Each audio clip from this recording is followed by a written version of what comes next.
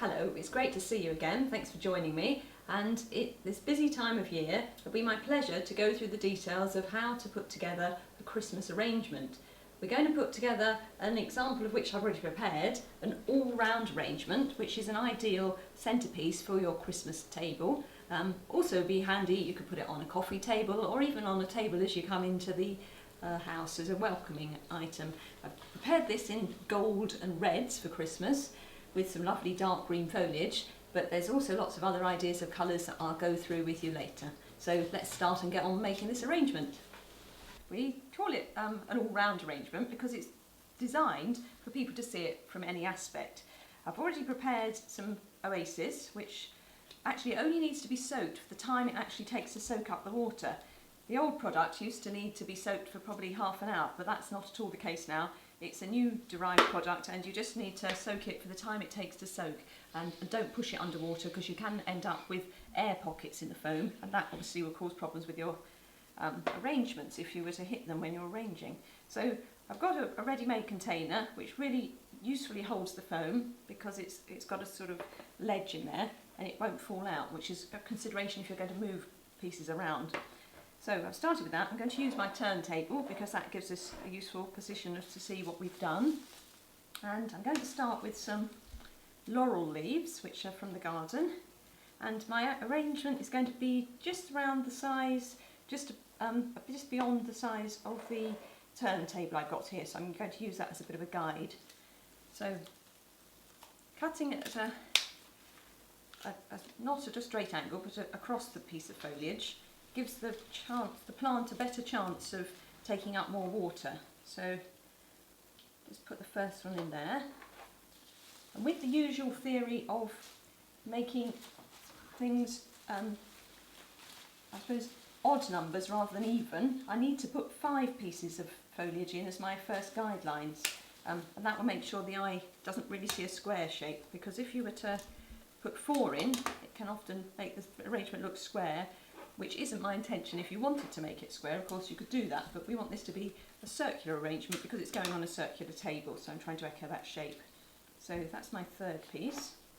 Just need 2 more now. Cutting that at a cross angle, as you can see. And if there's any leaves near the bottom of the stem, you just need to take those away because obviously that will prevent the piece of stem from easily going into the foam. And that's my 5th piece for my very basic outline. So I think you can get an idea there. We're talking odd numbers equally distributed around the foam. Now I need to build up on that and fill in some of the spaces. So I'm just going to use some shorter pieces of the same foliage, which I had cut ready over here. I think that's them. Saves a bit of time. So I'm going to try and do a sort of second layer, and just a bit shorter. I'm going to put those in between the first layer of foliage I put in there. So just 1 or 2 leaves is fine. So that's the second. Third. You can get the idea. And I'm also, I don't think I've already said, sorry, I'm trying to pull the foliage slightly pointing downwards, because that way we'll hopefully cover the base of the arrangement, which isn't what we really want to see. What we're looking at is looking at the foliage and the materials. So I'm using the tree ivy with the berries to add a bit more texture and interest, and I'm just trying to form a second layer of foliage, or rather should I say, sorry, a third layer of foliage, a first layer of the ivy above the initial greenery which I put in to begin with. If you've got any odd pieces of twigs sticking out, we just want to remove those because obviously they're not very pretty. So this is making a little sort of skirt of foliage further up on the arrangement to cover the foam. And again, now this time I'm trying to make sure that sort of points downwards, so I'm covering the whole thing.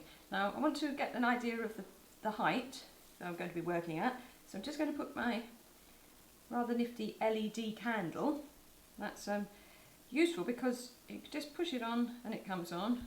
And obviously for health and safety, for anyone who might be young people in the house, or you might be worried about leaving a candle burning, I think it's a really good solution.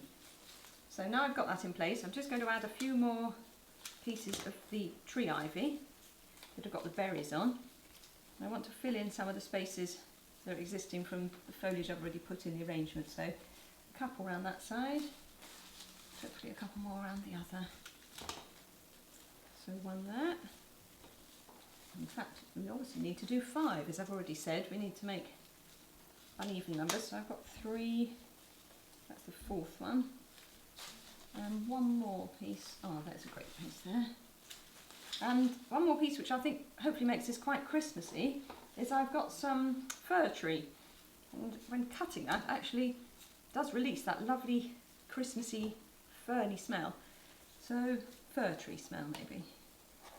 I'm just going to use some of this to fill in the gaps. You might find you need to pull some of the little needles off the bottom. It just depends how thick it is, because it can be quite difficult to keep in the foam if not. This is quite soft, so it's quite easy to do that. It's also quite easy to push it in with them on there still, but particularly with the bigger, thicker Christmas tree, you definitely would need to pull some of this off. And then I want to add a little bit more nearer to the candle so that I'm starting to cover the top of the foam as well. So that's one. That's a longer one, so I'll put that one at the side. Then a couple more. Just need the right height to go. That's great. That gives us a little bit more texture around the top. So from there, you can see, if I give you a bit of an idea, we've got a roughly circular arrangement, very roughly.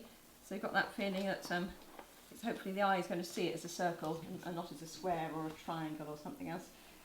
Well, I cut a few pieces of spray carnation here, and these are the longer, thinner pieces which I'm going to use at the outside of the arrangement. Generally we're putting the buds towards the outside, gradually moving up to the bigger, more bulky flowers in the centre. Let me see.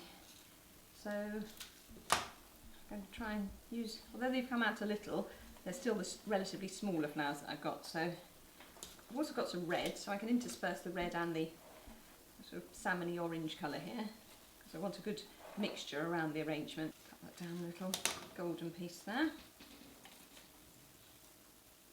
Really need one more red, if I could just trim that down.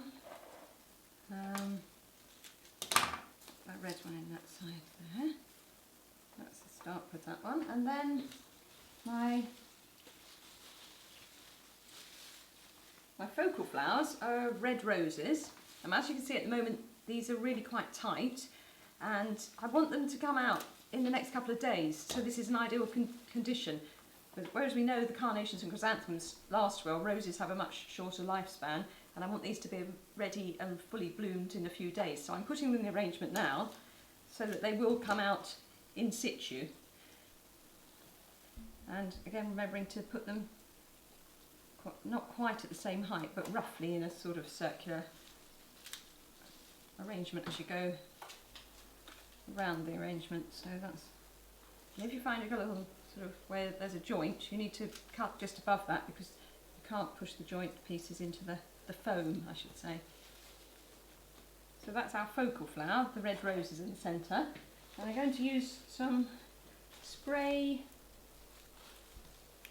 chrysanthemums as the filler flower to fill in between the thin ones and the focal flower. So I've got some different shades really of along the golds and reds, which is what I've been looking for to create the colour scheme of gold and red for Christmas. So I'm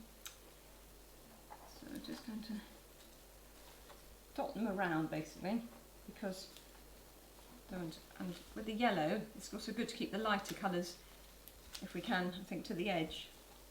So I've already got the darker ones in the centre, so I'm going to add a couple of those to the edge. Then this rather nice burgundy, it's got a bit of gold in the centre as well, so cut a few of those off and see if I can interlink those in with the existing flowers. So now we've got the bases of the flowers and the foliage. I'm just going to add a little bit more interest to make it a bit Christmassy. And I picked some hydrangea at the end of the season. It's actually sort of a nice pinky green. And I've used some gold paint spray to make it Christmassy. So I'm going to add that as a sort of natural looking, but still, I hope, sort of seasonal addition. I'm going to cut this into pieces, because obviously that's a really big piece which would dominate the rest of the arrangement if I used it in one. So I'm cutting the pieces off, and I'm going to use some wires to make some false stems, which I can then then use the hydrangea into the arrangement. So I think just untwist that. Now one piece is still left fine with the natural stem, so I'm going to be able to use that on the stem it's in. So I'm going to tuck that one down the bottom there. Adds a bit of Christmassy glitz, hopefully.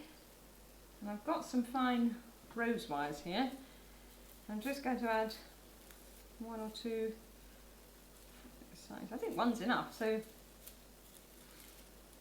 just twisting the wire over, wrapping it round a few times, and then twisting the two pieces together. And I've left the piece of stem because it adds rigidity and helps to give some structure to when you want to put it in the arrangement. So that's another one. I think I'm going to put that one sort of round, third round from the first one. And try and keep it quite close to the foam, so it's recessed in there and takes your eye into the arrangement. Then we need to do the same with another piece. Trying to decide, perhaps a bit excessive, but a couple of pieces together would be good. I'm using thin wire again, rose wire. I'm just wrapping it round 3 times so you know it's really secure, and then twisting them two together, which you'll actually find is called a double leg mount because it's got both pieces there. So we've got a full stem made. And because it's really lightweight, I've only used a really thin wire. If it was a heavy piece of material, you'd obviously want a thicker wire, or you wouldn't be able to get the structure right. So that's the second one going to go in. And I want to put just a little couple of pieces right near the centre. We might be able to use them just with their natural stems because they could just stay there. That's one. And one short piece as well to go.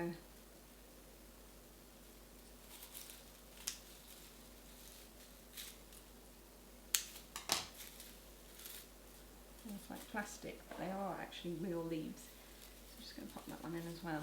So that's giving it a bit more Christmas feel. In fact, we've got some gold in, a bit more seasonal. I've got one more piece of gold addition, which are some twigs, which I also sprayed gold at the point I was using my spray gold paint this morning. With the window open, must remind you, must use air through air, because it's a really strong piece of chemicals in those paints. So I'm just going to dot a few pieces of twig throughout the arrangement to add a bit more good texture, a nice strong sharp texture against the soft pieces we've got already. A little bit like antlers, I think. Not that we're trying to make them look like antlers, but that's the perspective. Do need to look when you're putting materials in, because if you put a lot of foliage in to begin with, you do sometimes find the problem of trying to find space beyond the leaves, but it's better to have that way than not enough. So that's my fourth piece, if I could just get that one in there. Then one more to make it 5.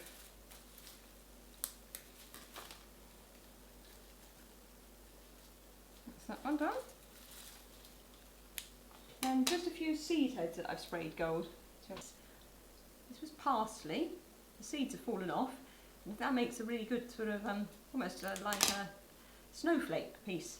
And that one I'm definitely going to put above the rest of the plants so that it can be seen through. And I think these were thyme, seeds of thyme from the herb garden, which I picked. Shook the seeds off, so we don't want them distributing over the arrangement. And we're just going to put the 3 of those in to add a bit more gold. There you have it for now.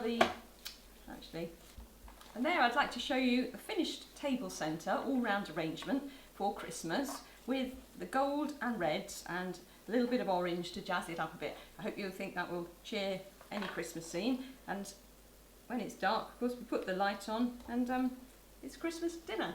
Thank you. I hope you will agree that will add a lovely centre to your table for dinner this Christmas.